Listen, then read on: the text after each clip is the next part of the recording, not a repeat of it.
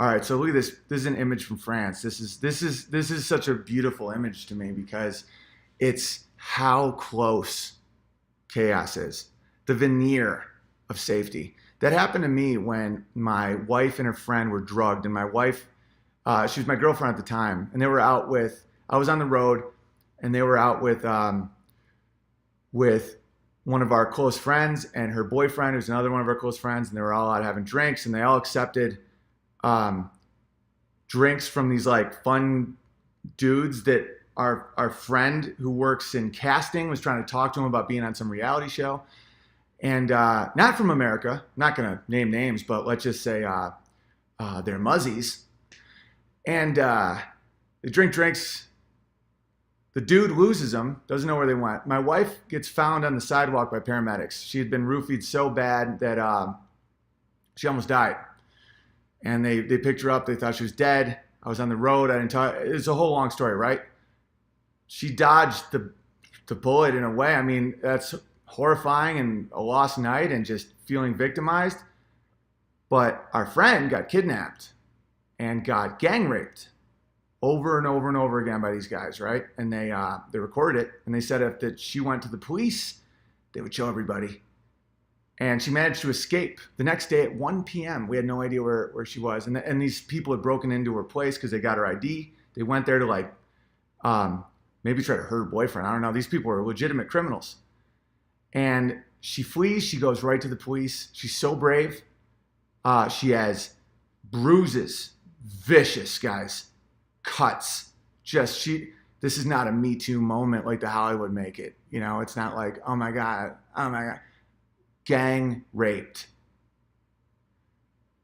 Covered with DNA of all the perpetrators. Goes to the police. They do a rape kit. Goes to the hospital. Just destruction, rape kit.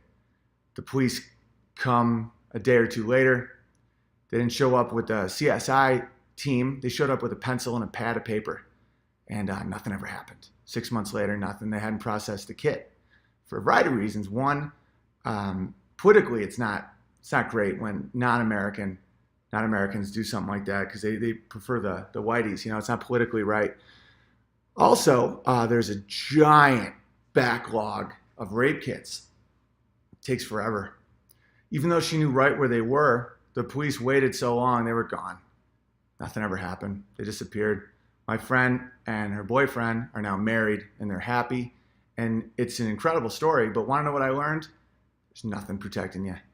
Vince Vaughn, my friend, who's a avid libertarian, you know, ARs in every room. It's like, baby, I'm telling you right now, we'll hire somebody, we'll get some ARs, we'll do it, you know, we need it, we got to do it ourselves. That's when I really first started red pilling, was that moment, because I'm like, wait a minute, there's no one here to protect us. Cops are there to write the report, they're there to keep the peace, they do what they can, but they can't. Their hands are tied. There's nobody there. So when this guy, that really opened my eyes. And that was one of the times that I really got even closer to Amy, because at that moment I knew I'd do anything for her. I'd do anything for her safety. I was so angry at myself for being on the road. I knew that I would give up anything to keep her from experiencing that again. And it oddly made us even closer. But fortunately, I mean, after seeing our friend, I'm assuming Amy wasn't touched because there was no marks on her, and these people were complete animals. But you never know. It's crazy, guys. There's nothing protecting you. This girl taking a little selfie in Burger King with one glass pane away from tear gas and riots. Because the government turned on its own people. They tried to suck up all the blood and didn't care. And there's always going to be a breaking point. You understand that when Jesse Thorne writes to Jack, can you even put up with this? Will you get rid of these people for me? Do you understand that us being on Twitter and YouTube and Facebook and stuff is the only thing keeping the peace? That this illusion of free speech, this illusion of our words mattering, and they matter to a point. I'll fight for free speech.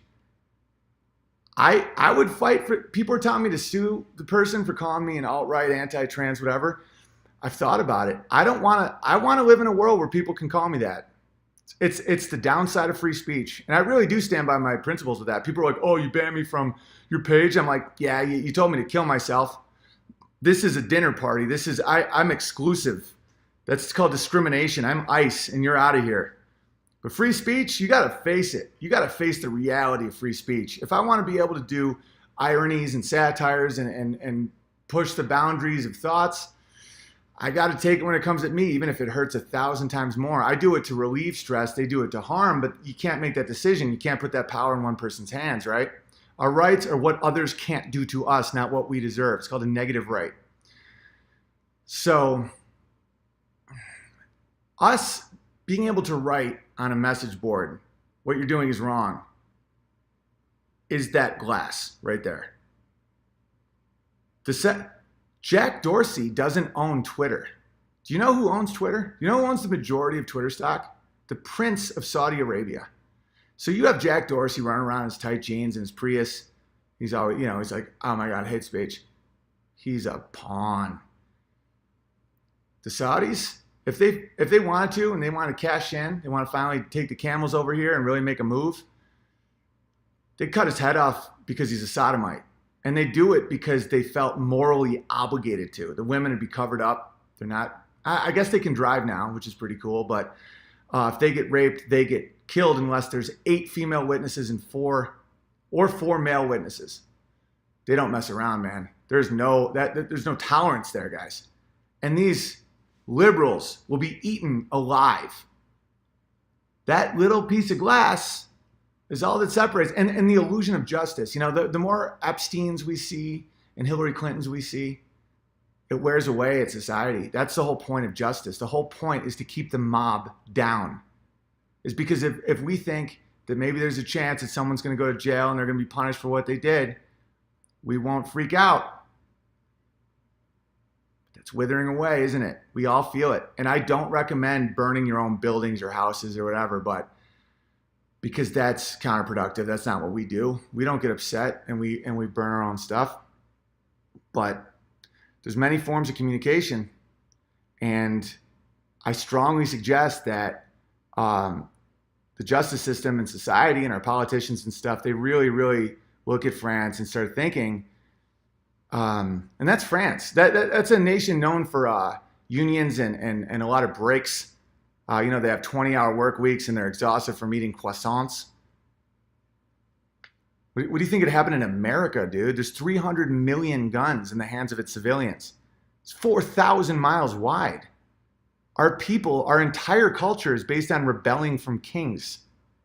My ancestors came here in 1710 and pulled a farm out of the earth. It's like, what do you think is going to happen? And I don't want that.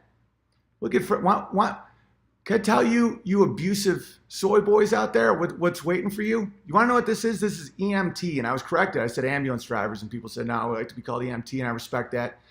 The MTs, the firefighters, the cops, you want to know what they started doing in this riot?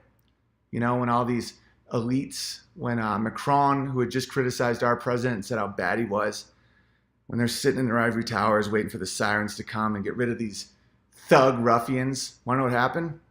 The cops took off their helmets and joined the yellow vests. The EMTs blocked the road and said, oh, no, we're with these guys. Imagine how alone you feel when that happens, right? When you at one moment, I know what that felt like. I felt it in Hollywood. I felt it when I said, everybody, what's going on? I know people are wacky here. That dude likes to do a lot of blow. That guy's thinking about cutting his wiener off. He's like 40. They're going at the kids, guys. We're talking about communism. And I was alone again. And these people that I've been their best man in their weddings. We've been to Mexico together. We've been on cruises and toured and high-fived at the top. Gone. All those Facebook likes, they don't mean it. They don't mean shit. Right here. Your family, your heart, your spirit. Get into it. Because when it comes down to it, that's an illusion of safety.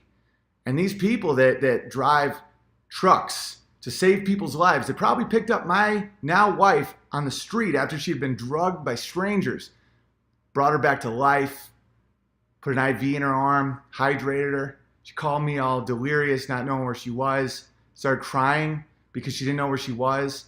I'm on an airplane. Can you imagine?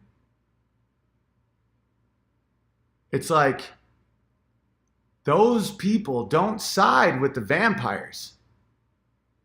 The police, maybe for a bit, they have orders, they have duties, they do that. And then as time goes on, they're like, wait a minute, that's Gary, that's Steve, this is our country. And then it's over. It's over for those guys. And that's not what we want, because that's when executions happen. That's when you sharpen up the old guillotine over there in Francois. And you have the media not reporting anything true. So no one even trusts it. You could just there could be a revolution where people just start lopping off heads and you wouldn't even know if it didn't fit the narrative. There's no way to alert people. And if you did alert people, people don't trust you anymore. What if someone said, oh, all these right-wing radicals are, people are like, yeah, you also said Donald Trump got pissed on by a bunch of hookers because of a British spy dossier that no one's read. Like, shut up.